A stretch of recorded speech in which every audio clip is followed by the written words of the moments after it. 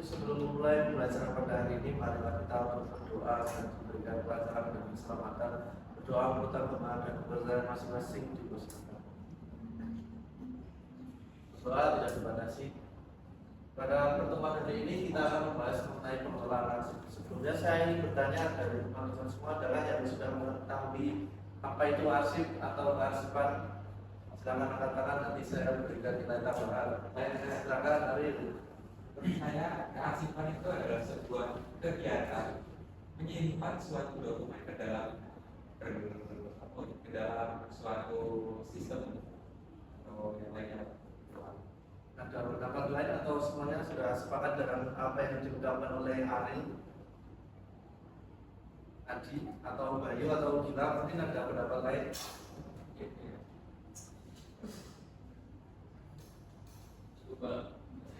Jika ada yang mungkin mengungkapkan pendapat lagi, maka saya akan menjelaskan. Jadi, pengertian arsip adalah rekaman atau rekaman kegiatan atau peristiwa dalam berbagai bentuk dan media sesuai dengan perkembangan teknologi informasi pada saat ini yang dibuat dan diterima oleh lembaga negara, pemerintahan daerah, lembaga pendidikan, perusahaan, organisasi dan sebagainya. Sementara untuk kearsipan diri sendiri adalah segala hal yang berhubungan dengan arsip, mulai dari penciptaan, penerimaan, pengelolaan, pemeliharaan hingga penyusutan hingga pemusnahan arsip. Nah, fungsi dan tujuan arsip itu yang pertama arsip berfungsi sebagai sumber informasi alat bukti dalam dasar pengambilan keputusan, dan tujuannya adalah untuk menjamin ketersediaan arsip yang otentik, utuh dan terpercaya. Nah, jenis-jenis arsip di sini ada beberapa jenis-jenis arsip. Yang pertama ada arsip aktif, yaitu arsip yang sering digunakan dalam kegiatan sehari-hari. Yang kedua ada arsip inaktif, yaitu arsip yang jarang digunakan tetapi masih harus disimpan. Kemudian ada arsip vital, yaitu arsip yang sangat penting dan tidak boleh hilang. Yang selanjutnya ada arsip penting, arsip yang penting untuk kelangsungan organisasi, dan ada arsip biasa, arsip yang nilai gunanya rendah. Nah, kemudian ada peralatan perlengkapan untuk pengelolaan arsip. Yang pertama itu ada filing cabinet. Filing cabinet itu adalah sejenis lemari khusus untuk menyimpan suatu surat-surat yang disebut dengan penyimpanan arsip. Kemudian ada rak arsip, kemudian ada map atau folder, yaitu tempat untuk memasukkan dokumen-dokumen arsip agar rapi dan mudah dicari. Kemudian ada guide atau tab, yaitu penanda. Ada arsip satu dengan arsip yang lain itu tidak tercampur. Kemudian ada label itu adalah penanda atau identitas dari suatu arsip tersebut, biar kita nyarinya itu gampang, nggak harus nyari sana sini. Kita sudah mulai membaca dari label tersebut, sekarang tahu ini adalah arsip surat masuk, ini adalah arsip surat keluar. Nah, kemudian di sini ada prosedur penyimpanan arsip. Yang pertama itu pemeriksaan, yaitu memeriksa kelengkapan arsip sebelum disimpan. Yang kedua, pengindeksaan atau menentukan kata pokok, kode, dan juga masalah. Kemudian pemberian tanda atau memberi tabel kode pada suatu arsip tersebut. Kemudian penyelenggaraan itu adalah mengelompokkan arsip-arsip tersebut berdasarkan sesuai dengan sistem yang digunakan. Kemudian penyimpanan, yaitu menyimpan arsip pada tempat yang telah ditentukan. Nah, di sini ada sistem penyimpanan arsip. Sistem penyimpanan arsip sendiri ada 1, 2, 3, 4, 5. Yang pertama yaitu sistem arsip berdasarkan sistem abjad. Nah, ini arsip disimpan berdasarkan urutan nama A, B, C, D, E, F, G sampai Z. Kemudian sistem nomor arsip ini disimpan berdasarkan nomor yang ada di dalam arsip tersebut. Kemudian sistem wilayah atau geografis.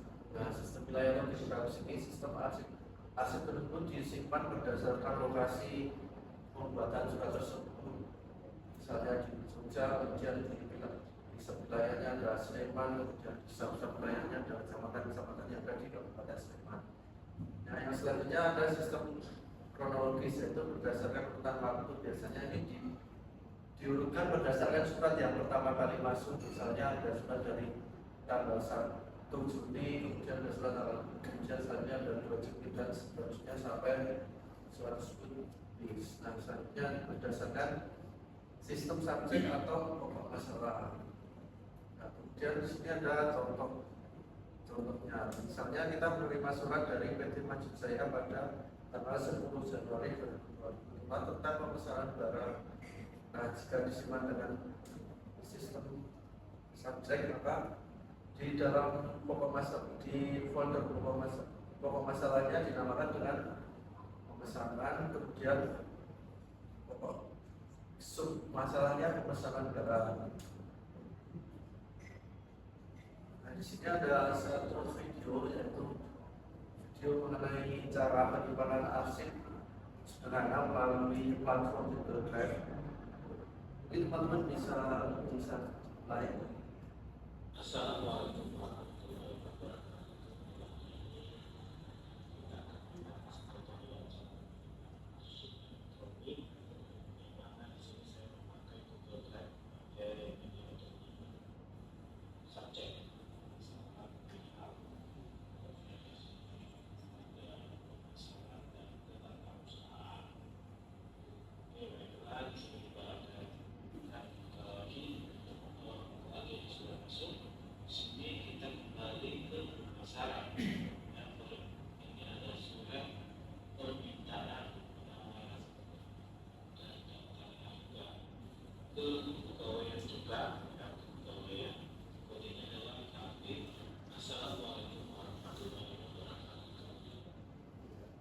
Nah, dari video yang telah diputar tadi, mungkin teman-teman sudah punya gambaran ya mengenai sistem penyimpanan arsip yang menggunakan Google Drive, atau mungkin teman-teman ada yang masih bingung dan ingin ditanyakan, bisa langsung angkat tangan.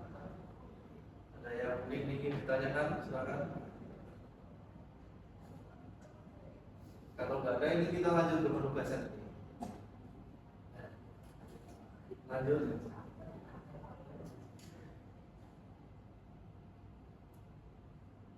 Nah, baik, di sini selanjutnya adalah penugasan. Nah, teman-teman bisa membagi diri menjadi kelompok. Nah, masing-masing kelompok ini ada 2 anggota.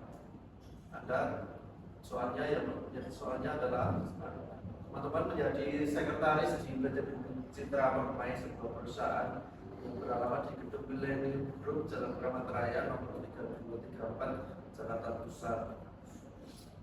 Pimpinan Anda bernama Andito Prabudi FSC yang menjabat sebagai direktur pertama. Nah, teman-teman, di sini perintahnya adalah melangsungkan surat masuk dan surat keluar yang dari perusahaan tersebut dengan menggunakan aplikasi Google Drive, kemudian dengan sistem penyimpanan berbasis subjek atau berbasis pokok masalah yang kode klasifikasinya bisa teman-teman lihat di sini. Nah, untuk surat-suratnya teman-teman bisa download di link yang sudah tersedia di PowerPoint. Teman-teman bisa mengaksesnya. Silakan, untuk waktunya 10 menit dimulai dari sekarang. Few moments later. Baik, karena waktunya sudah 10 menit lebih beberapa detik, nah, mungkin dari salah satu perwakilan kelompok bisa maju ke depan untuk mempresentasikan hasil pekerjaannya. Silakan. Silakan Mas Adi. Tadi mau presentasi tentang apa ini? Tentang yang bagian di surat masuk atau di surat keluar? Oke, baik, silakan. Untuk surat masuk di sini ada 3 pokok permasalahan. Yang pertama adalah permasalahan keuangan dan juga umum. Untuk lembaga ada WM, KU dan UM.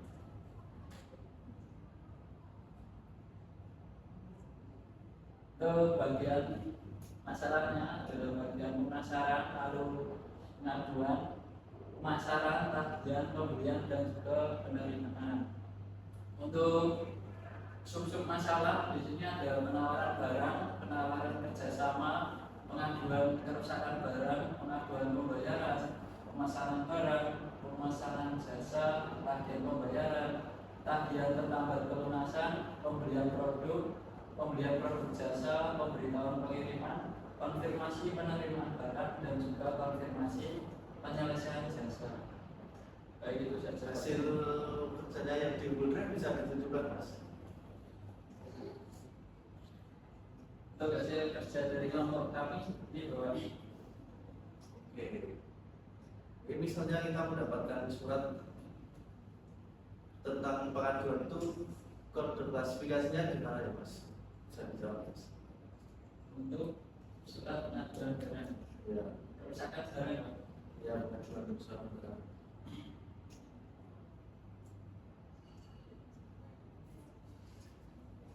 dua saat barang untuk adanya ekspor 2 di PM. Oke. Baik, selamat kembali ke tempat. Dari teman-teman yang lain, apakah ada yang ingin presentasi juga dari sama Pak Umum Bayu sama Aril? Tidak sama Pak. Ya, beneran. Iya Pak, serius Pak. Dan kalau ada yang ingin bertanya terkait materi hari ini,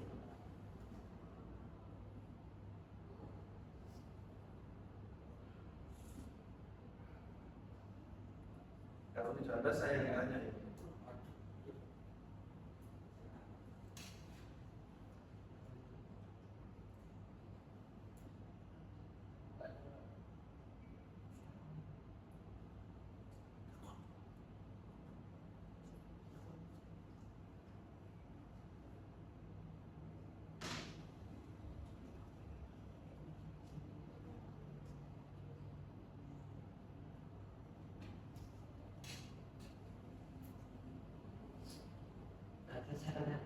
Oke, silakan Bayu. Kalau di perusahaan itu kalau lebih bagus pakai aktivitas kalau ya susah Pak. Kalau di perusahaan, menurut saya ya, kalau menurut Bayu saya nggak tahu. Tapi menurut saya, kalau di perusahaan lebih baik pakai digital karena sudah banyak banget pastinya file-file yang masuk dan sangat rumit kalau harus manual satu persatu. Ada lagi yang ingin bertanya? Kalau tidak ada, mungkin kita cukupkan sekian pertemuan pada kesempatan kali ini. Semoga kita dapat bertemu kembali pada pertemuan berikutnya. Sebelum mengakhiri pertemuan kali ini, kita tutup dengan berdoa kepada saya masing-masing, berdoa untuk berkat, berdoa dengan terima kasih. Baik, mungkin itu saja yang dapat saya sampaikan. Banyak kurang, salam, maaf. Assalamualaikum warahmatullahi wabarakatuh.